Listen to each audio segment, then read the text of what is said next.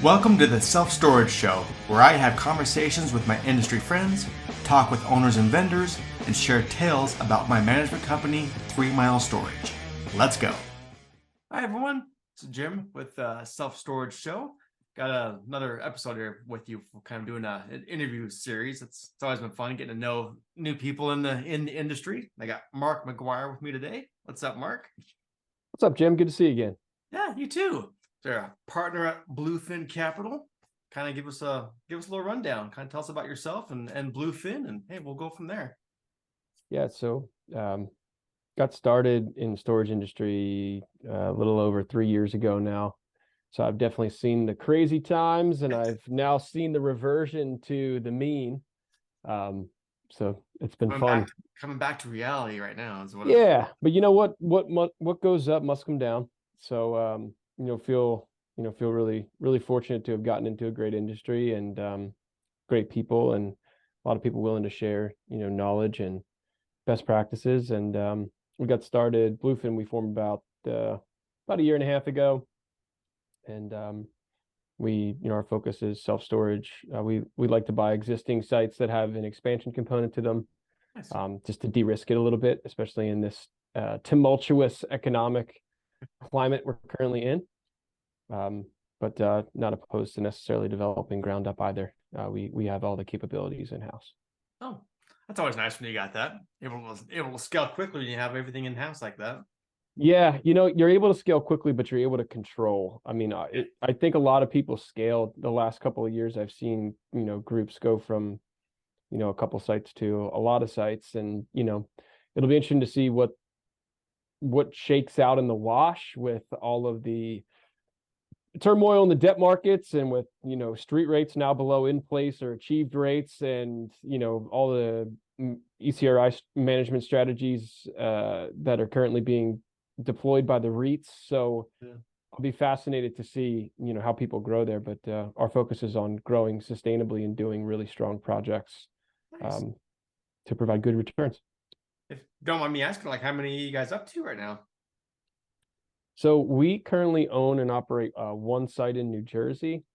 Man, the amount of phone calls that we've made to site operators to acquire, I mean, the lead funnel from outbound call to all the way at the bottom to even LOIs. I mean, I think in the last 18 months, I think we've probably submitted maybe about 6 LOIs. Yeah. So I mean, you're talking probably somewhere in the 10,000 phone call range, all the way down to 5 LOIs. So if that tells you a little bit about the bid-ask spread right now and how wildly out of whack it is. Yeah. It's hard to find people who are reasonable. No, I'm glad you shared those kind of specific numbers, because I want people to be aware of that. It's a numbers game, and right now it's even more so. I mean, the funnel you have to have at the top just to get people to. Their percentage is really low. It's like, our acquisition guy Jared, God bless him, I don't know how he has any hair left, to be honest with you. I mean, I would have pulled all mine out if I were in his role, but yeah, I mean, it's been a tough road to hoe to find good sites. But when we find a site and we feel good about it and we get it under contract, yeah. We're excited, and as are our investors as well. It's all worth it in the end. If you find those kind of, especially you find the diamonds in the rough, kind of like what you're looking for the. Well, anything that we're finding that's working, you have an older operator who's just sunsetting, who, they're not trying to time the market and sell out for the most amount of money. They're just, tired. Or we're finding properties that have a ton of complexity and a ton of hair, which, with us having the ability to do the entitlements and to do the construction, it gives us the ability to, deals aren't found, they're made. So it gives us the ability to make the deal when other people would look at it like, man, this is complicated, or, there's just too much going on here. I can't navigate this. We buy the ugly deals. That's the best way to say it. There you go. We found your tagline. That's what it is. Yep. We were talking earlier, kind of about topics or where to take this conversation. You mentioned something about, maybe discussing about things you wish you would have known, when you did your first takeover. And that's kind of the purposes of this show. Frankly, I love to have people that have kind of gone down a path and be able to talk about it and their experience, because the next guy that listens to this they might pick up a thing or two. So that'd be perfect if you don't mind. Yeah. Go on that, and we'll go from there. Yeah, no, happy to do it. Man, I wish I had this podcast in my queue when we were taking over our first site.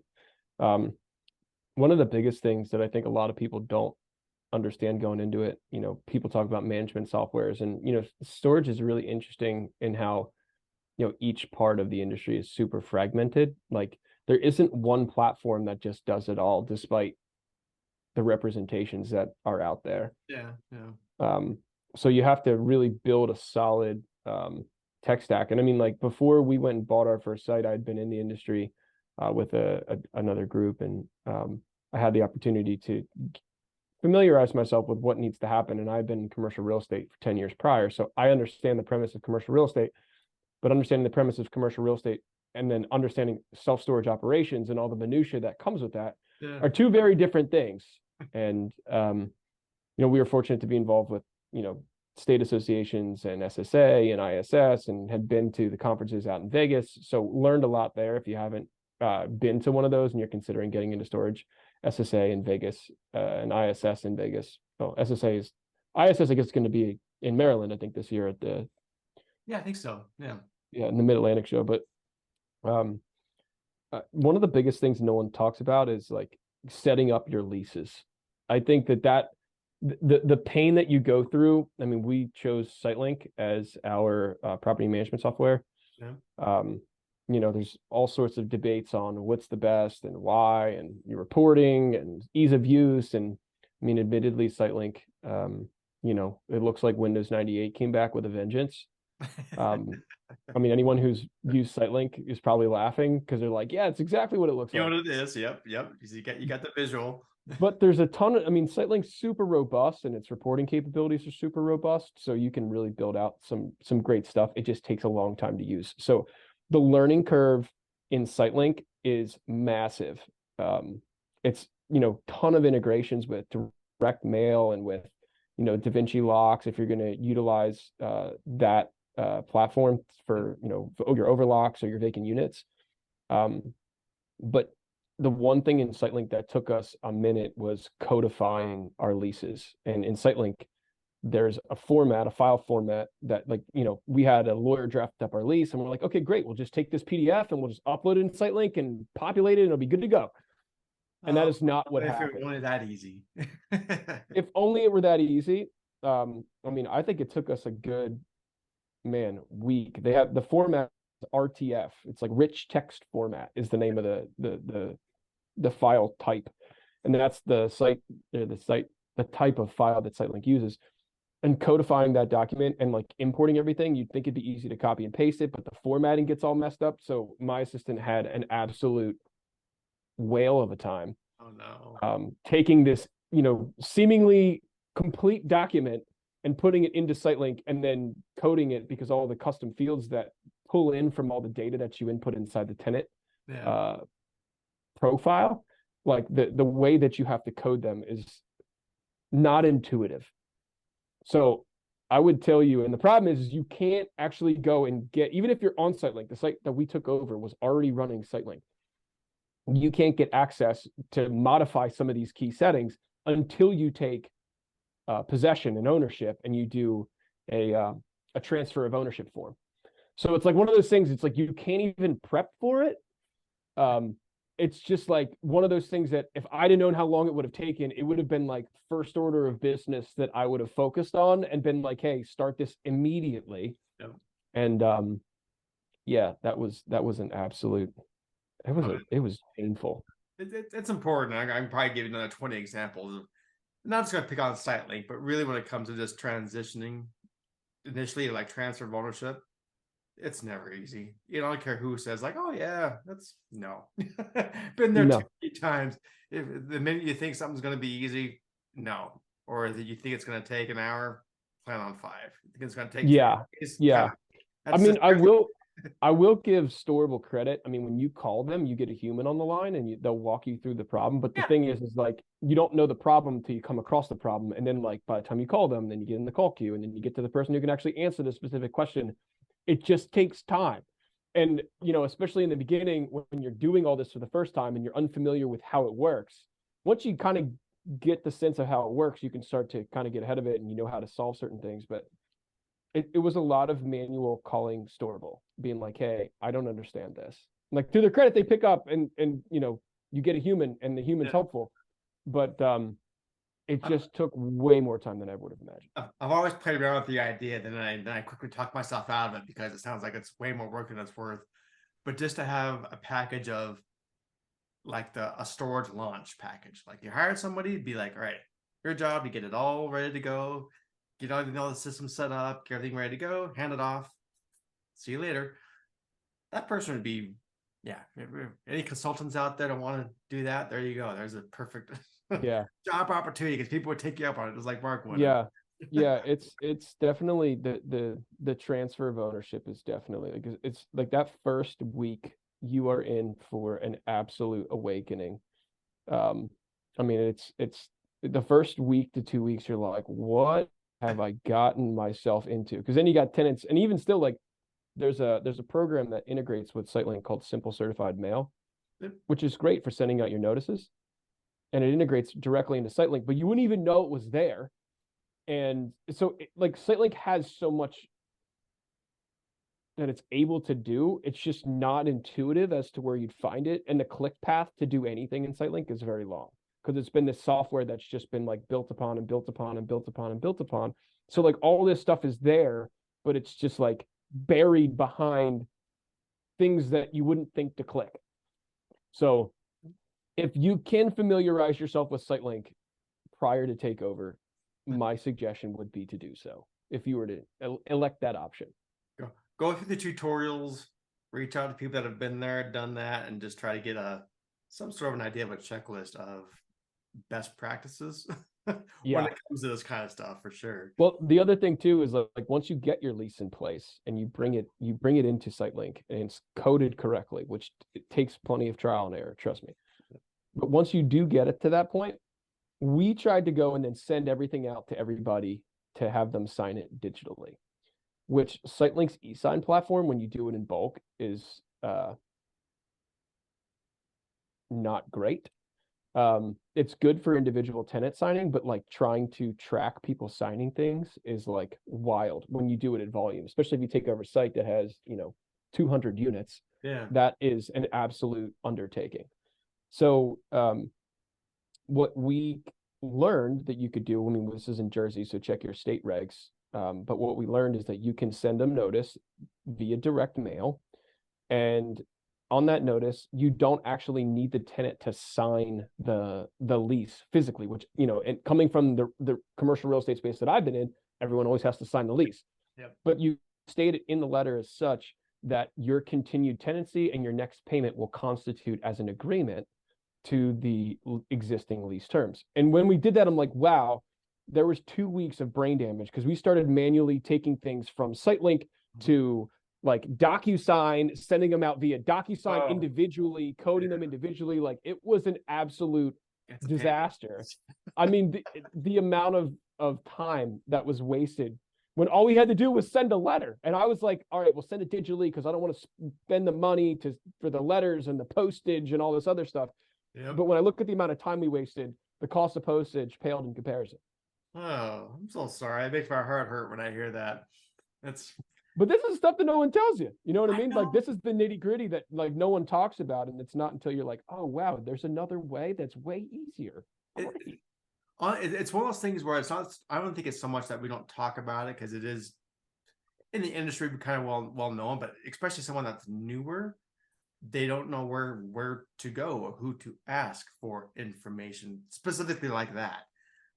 Sometimes it's like a general knowledge. We've talked about it, things like that. But there's another business idea. Whoever's listening out there, put together a database, put together a chatbot, something that puts together all these different Q&As from different forums.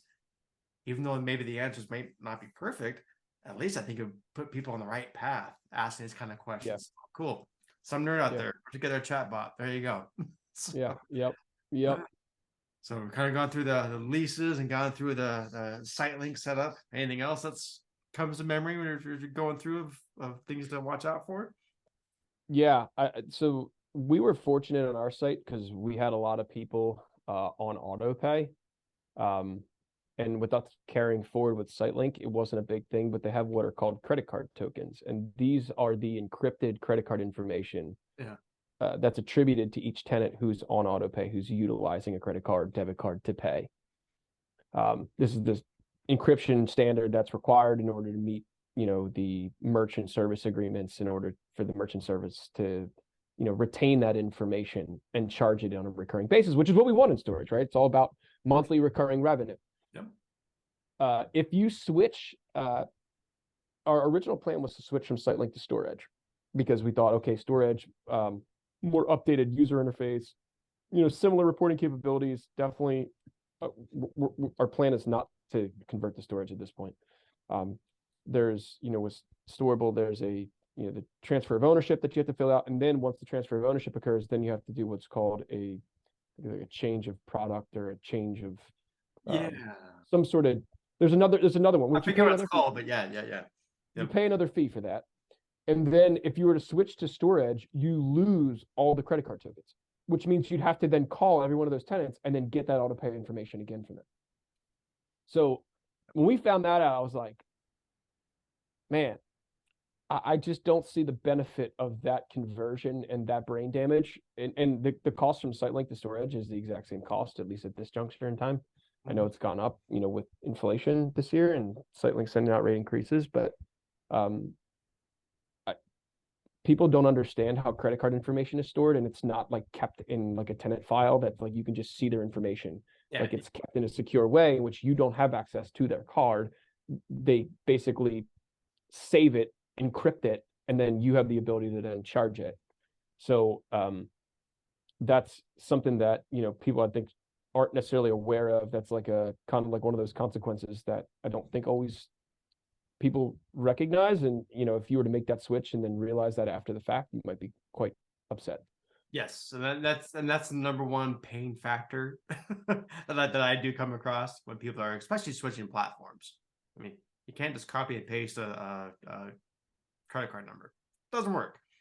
And just because they're under the same platform doesn't mean they're communicating with each other. It doesn't work that way. So I feel your pain, and part of the justification of not changing software is because of that. Been down that road too many times, and you just have to. The people that do end up switching, you're starting from scratch. you really you're sending off to everyone's email that you hopefully have emails of, and basically begging them to go onto your platform and sign up for a online account to put their information in.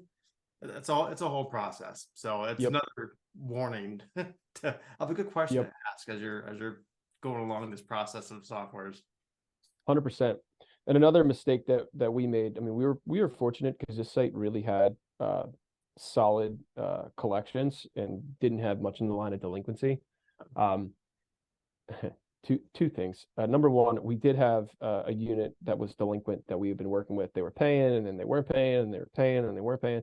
So we were trying to work with people, right? Like, we're not in this to screw people. I mean, we're in this to provide a solid service and secure place to store your things. But we went through, set up our our lean outsourcing platform. We happen to choose Late to Lean, just who we chose. And when they send out the lien notices, and if you take a partial payment because someone tells you they're going to pay you X today, and then they're going to bring in X the next period of time that you agree to, if they don't make good on the second payment, but you take the first payment, it resets the clock on the auction. So then you can't technically auction them legally, sell them legally, if you were to take any sort of partial payment. So that was a lesson learned. If somebody's in an auction status, they are paying in full, inclusive of fees, and that will be the end of that, or else they will be sold. No good deed goes unpunished. That's all I can say about that. That's another good thing of getting it out there, that if you take a penny, you reset the whole lien process from day one again. It's just that's the letter of the law. that you gotta follow. So I'm with And you. It's like, people know the law too. I mean, people know the law and they use it to their advantage. And unfortunately, um, I'm the type of person where I pay my bills. That's just how I function. Like I've never been late on a credit card payment. So for me, it's like if I tell you I'm going to pay you, and I'm going to make good on that. And my fatal flaw is I assume that people think the way that I do. So when it came down to it, we're like, all right, you're going to pay this much today, and then you're going to pay this much next week. When they didn't pay next week, now we can't sell them. Now they're still delinquent. And yeah, I just, I'm with you. You draw a line in the sand. Like, this is the balance you owe. You pay, or here's the auction date. You almost get to that point. It keeps. Well, I wasn't that way until the clock got reset, and then I'm like, wait a minute, now I'm out. You're still not paying. Yep. You paid something, but you didn't pay everything, and now you're still not paying. So, joke's on me. We ended up just basically doing an abandonment agreement, just like, hey, leave your stuff, get out, and we're gonna be done here. Let's let us lease the unit back up, which is what we did. Yep, there you go. Lesson learned. It could have been more expensive than that. So, well, I'll tell you, I would say probably the most expensive lesson that we had to learn on this site is with respect to boats. Like, so our site is in New Jersey. It's right like near the Garden State Parkway, and like as you get off the Garden State Parkway, and then you get to like the Barrier Island. So what people know is like the beach, right? Gotcha. Yeah. People in New Jersey call it the shore. So great location because of our proximity to, we are the closest to those barrier islands, which, is all the nice high priced real estate with no basements. So people have needs for storage. So it's good. But people also have boats. And so when we took the property over, the existing owner didn't have leases for anything. Like literally, like he only had some leases for some storage units, had no leases for any of the boats and belongings that people were storing on our other side of our site. We're building a 31,000 square foot expansion there. So that's been its own exercise in Jenga and chess and checkers with trying to move stuff around the site. But when we asked the owner at the time of takeover, we're like, hey, we asked them to identify who these boats belong to, because they had, I don't know, maybe 60, 70 boats or something like that, broad in storage. Yeah. Which is great, good market for that with given our proximity. It was like a real like forensic accounting exercise of trying to figure out what boat is who, because he had some stuff, he had like a label maker on the trail, like the tongue of the trailer with the unit, but the unit didn't correspond to the actual place that it was stored, and they had no map. So literally, like, we're there, they just have this boat yard where like they just know whose boat's whose. Yep. But there's like, they're in the tenant, like they're in SiteLink and they're paying, but like there's no notes, no photos of the boats, no title, no registration, no photo ID. Like, I mean, they committed every sin possible with respect to vehicle and vessel storage. Yep. And so we asked, and after hours of beating my skull against the wall trying to figure out who owned what, calling people from my personal cell phone to try to figure out who the heck owned what. Mm-hmm. It came to my attention that we had 4 boats that were humanless, and we had no title, no ID, no registration. We had basically, they have what's called an HID or an HIN number, which is it's like your VIN number, but it's the boat equivalent of it. It's on like the back right. It's like on the stern of the boat on the back right-hand side. And, try to look that up. Good luck. And so, we go through the Coast Guard. We're trying to find the owners and where these people came from, because we have no record of any of these people paying, because they're not listed as tenants. And we end up needing to get rid of the boats. And one thing you should know about, it doesn't matter whether it's an RV, whether it's a boat, whether it's a car, nobody will tow without title. So you need to have a copy of title. It is like imperative to have a copy of title. And one thing that, like, on a go forward basis for us, we're going to go through every single one. We're going to find out who owns everything and request the owner get a copy of title for everything before we buy it. Because we ended up needing to dispose of 4 boats to the tune of like $5,000. I mean, it was expensive, because it's not just like, hey, let me go and take this boat and take it to the junkyard. You have to decommission the boat, which means you have to drain the gas tanks, which they're inevitably always full. Ugh. You have to remove all the electronics. So like all of the dashboards and like the screens and batteries, all of those have to be removed. And you have to take all the fluids out of the boat. So any sort of like hydraulic fluid, oil, like I said, gas. And then you have to basically, like, we have site contractors on site doing our site work, which was good. But the issue is that you still need to have someone put those in the dumpster, and then they have to not have gas and fluids and electronics. So you have to pay someone to decommission them, pay someone to then take them, put them in the dumpster, crush them all up, and then pay for the dumpster to be removed. So if you're buying a site with boats and RVs, do yourself a favor and make sure you know who they all belong to, and you get title and or registration and photo ID ahead of time. And unfortunately, that is much more common than you think. Mm-hmm. I see it all the time.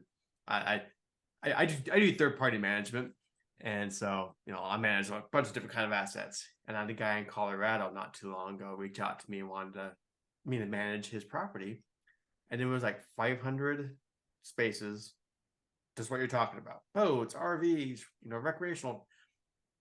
And I'm like, all right, cool. Well, what's your process? What do you have? And same thing. He's like, there's half of them I don't really know. And I was like, nope, see ya. Thanks a lot. Call the next sucker. I'm not going to go down that road because I would shoot myself after a week. When he sees that bill for all the disposal fees, like, he's going to blame you. Yeah. I was like, I ain't touching that with a 10-foot pole. I'm like, no, thank you. Good luck. Kind of gave him the best practices of here on out on what to do, but everything else, trying to get that place in order, yeah, no thank you.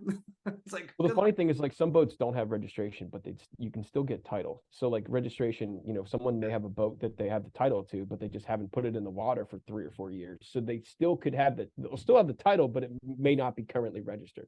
And also, by the way, they usually come on trailers, and the trailers don't have title and registration, so you need title to the trailer and title to the boat in order to dispose of the entire thing. It's like, it's almost like, I'd rather not even deal with that. Yeah, I get it. That's why I like just plain old storage. We rent air, call it good, move on from there. So we're gonna wrap up here in a minute. Any kind of a parting words of advice if people are listening to this, and kind of a fair warning of what to look out for? I would say my only advice to someone who's just getting into storage, especially somebody who's thinking they're going to place third-party management, I think that third-party managers are great when you have a stabilized asset.